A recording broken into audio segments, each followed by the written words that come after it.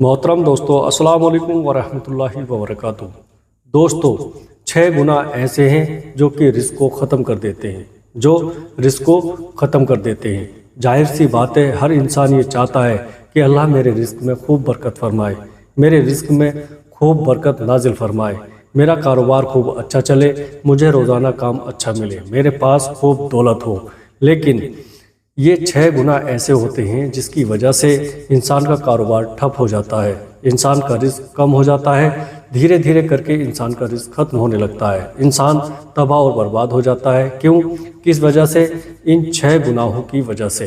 प्यारे दोस्तों, अगर आप इस वीडियो को देखना शुरू कर दिए हैं तो पूरा वीडियो देखकर जाइएगा।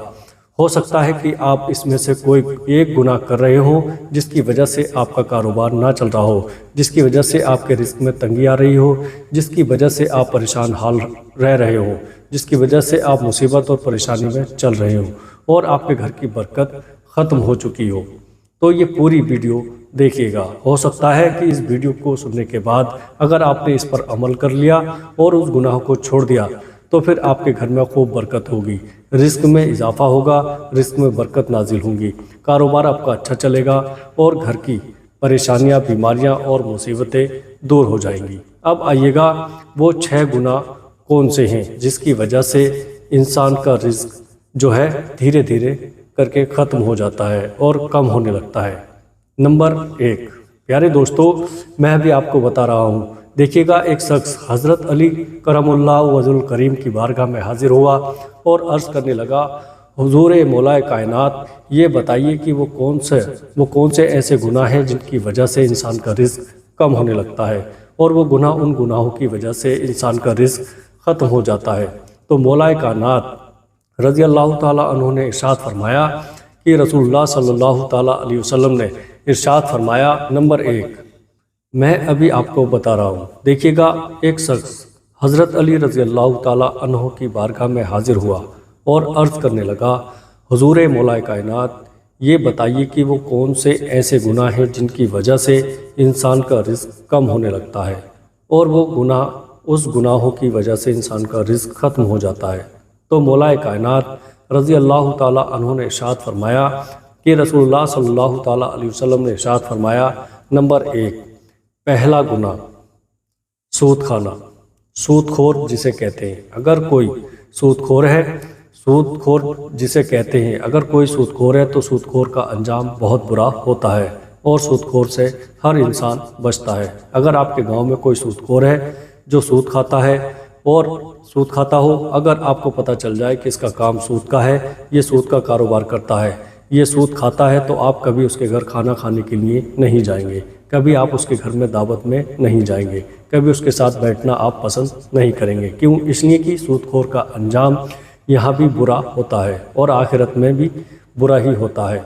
एक जगह लिखा है कि एक सूदखोर पहरिया से उतर रहा था, जीने की पहरी से उतर रहा था और जब उतरते उतरते जब वो आखिरी पहरी पर पहुँचा था उसका पैर फिसला और वो नीचे गिर गया और जब वो नीचे गिरा तो उसका इंतकाल हो गया। सूदखोर था, इंतकाल हो गया। इंतकाल होने के बाद उसको दफन कर दिया गया, उसके बच्चे वगैरह सब गम में। और जाहिर सी बात है, किसी के घर के अंदर किसी के बाप का या माँ का इंतकाल होता है तो गम तो बच्चे मनाते ही हैं। तो ये बेटा बड़ा गम में रहता था। एक दिन, 2-4 दिन, 6 दिन जब गुजरे तो उस लड़के ने अपने बाप को, उसी सूदखोर को ख्वाब में देखा। जब ख्वाब में देखा तो पूछा, बजान क्या हाल है तुम्हारा? तो उसने कहा, जो सूद का कारोबार करता था, जो सूद खाता था, उसने कहा, बेटा मत पूछ, बहुत बुरा हाल है। कहा, अब बजान क्या हाल है बताइए? तो कहा कि जैसे ही मैं जीने की पहरी से नीचे गिरा,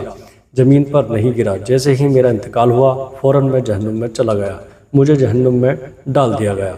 अल्लाह अकबर। अल्लाह पाक सूदखोर से हिफाजत फरमाए और इस सूदखोरी से भी हिफाजत फरमाए, सूद के कारोबार से हिफाजत फरमाए। यह है सूद का मामला। एक जगह और हज़रत अल्लामा शेख सादी रहमतुल्लाह अलैह बयान फरमाते हैं कि मैं एक मकान देखने के लिए गया। जब मकान देखने के लिए गया तो बड़ा अच्छा मकान था और मैं उसका सौदा कर रहा था। इत्तेफाक से एक सूदखोर आ गया।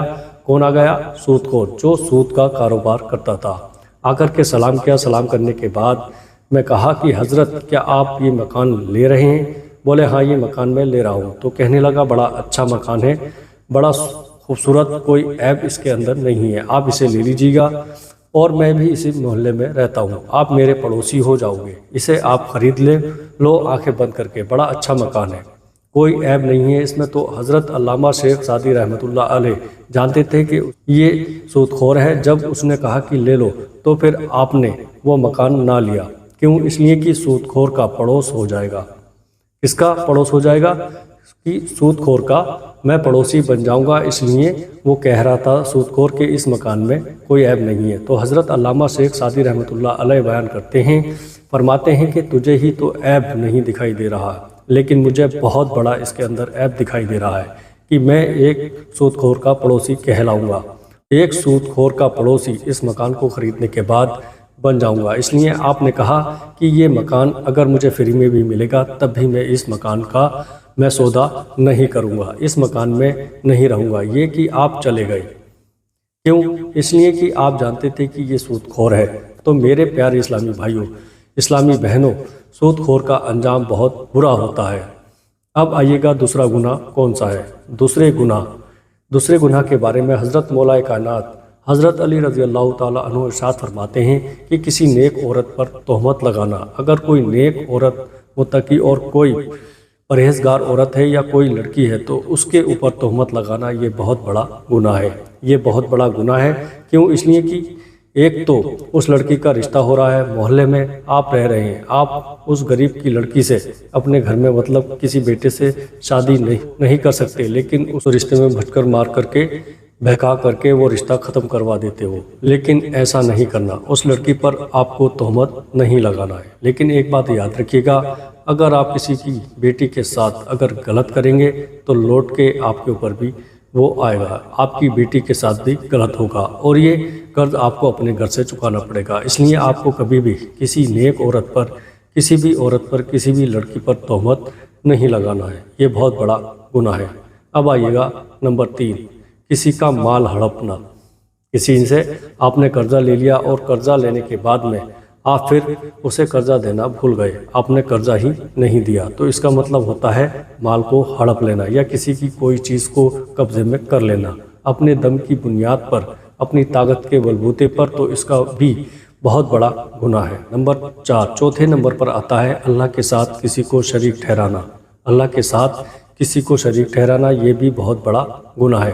نمبر 5، کہ کسی کے اوپر جادو ٹونا کرنا یا جادو ٹونا کروانا، یہ بھی بہت بڑا گناہ ہے۔ اگر آپ کسی کے اوپر جادو کراتے ہیں یا کرواتے ہیں اس لیے کہ یہ برباد ہو جائے، اس کا مال مجھے مل جائے، یا یہ مطلب میاں بیوی میں جدائی کرانے کے لیے، یا کسی لڑکی سے اپنا کچھ مطلب شادی وغیرہ کا کرانے کے لیے، یا اس کا مال ہڑپنے کے لیے اگر آپ جادو ٹونا کراتے ہیں تو یہ بھی بہت بڑا گناہ ہے۔ تو اس سے بھی میرے پیارے اسلامی بھائیوں رزق دھیرے دھیرے کر کے ختم ہو جاتا ہے اور برکت ختم ہو جاتی ہے۔ اب آئیے گا نمبر 6، چھٹے نمبر پر آتا ہے زنا کرنا۔ زنا کاری سے بھی اللہ کے رسول صلی اللہ تعالیٰ علیہ وسلم ارشاد فرماتے ہیں کہ جو زنا کرتا ہے تو اس کا رزق دھیرے دھیرے ختم ہو جاتا ہے۔ تو یہ 6 گناہ ایسے ہیں، ان 6 گناہوں سے انسان کا رزق ختم ہو جاتا ہے، اس لیے تباہ اور برباد ہو جاتا ہے، اس کا کاروبار نہیں چلتا، اس کا یوں سمجھیے بزنس لاس ہو جاتا ہے، اور وہ ایک دن ایسا آتا ہے اگر ان گناہوں میں پڑا رہا تو وہ نہ دنیا کا رہتا ہے اور نہ ہی آخرت کا رہتا ہے۔ کیوں؟ یہ گناہ ہی اتنے بڑے ہیں کہ انسان کو یہ گناہ تباہ اور برباد کر دیتے ہیں۔ تو میرے پیارے اسلامی بھائیوں، اسلامی بہنوں، ان 6 گناہوں سے جتنی جلدی ہو سکے آپ توبہ کر لیں اور ان گناہوں کو کبھی مت کرنا۔ پیارے دوستو، السلام علیکم ورحمۃ اللہ وبرکاتہ۔ ویڈیو پسند آئے تو آگے اپنے دوستوں کے ساتھ شیئر ضرور کریے گا۔